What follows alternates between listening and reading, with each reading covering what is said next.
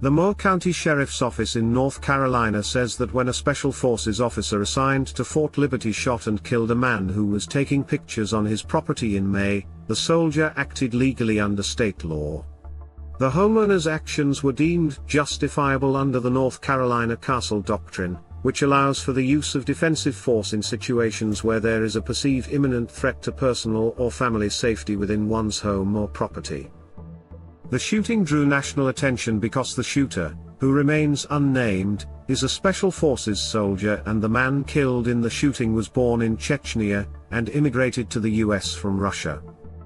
The unnamed Special Forces officer confronted Ramzan Daref, age 35, while he was conducting surveys in the area for a fiber optic expansion. Daref worked for Cable Warriors, a subcontractor of Utilities One. The officer's wife and their children were outside as Daref was taking pictures. She told her husband, who went to speak to Daref and ask him to leave. According to the homeowner, Daref became aggressive and refused to leave the property, at one point asserting that he had served in the Russian military and fought in Ukraine. The soldier retrieved a handgun from his home and returned outside to confront Daref while his wife called for help.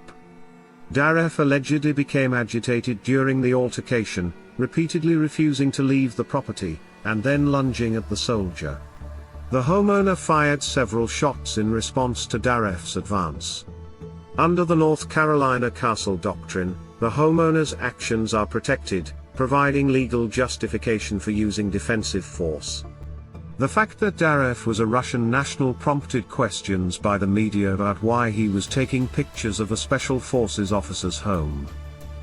Local news outlets noted that foreign intelligence officers often pose as utility workers for surveillance missions, but the FBI has not opened a counterintelligence investigation into the matter. But the Moore County Sheriff's Office investigation raised several questions about Daref's conduct on the day of the shooting.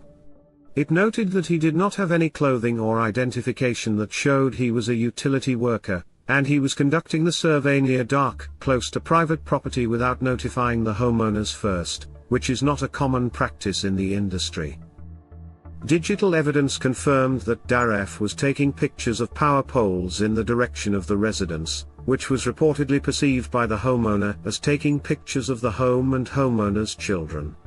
Reports from the homeowner indicated that Daref had been much closer to the house than depicted in the last photograph held by Utilities One. Following the shooting, the sheriff's office received multiple reports from concerned citizens of people being seen on private properties throughout the same general area earlier on the evening of the incident. These individuals were believed to be associated with the group working with Daref. None of the citizens making those reports were aware that the persons they observed on their properties were conducting utility work. A U.S. Army Special Operations Command spokesperson thanked the Moore County Sheriff's Office for its due diligence in reaching a conclusion on the case. What say you? Was this guy up to something nefarious, possibly on behalf of a foreign government? Was the Army soldier justified in killing him?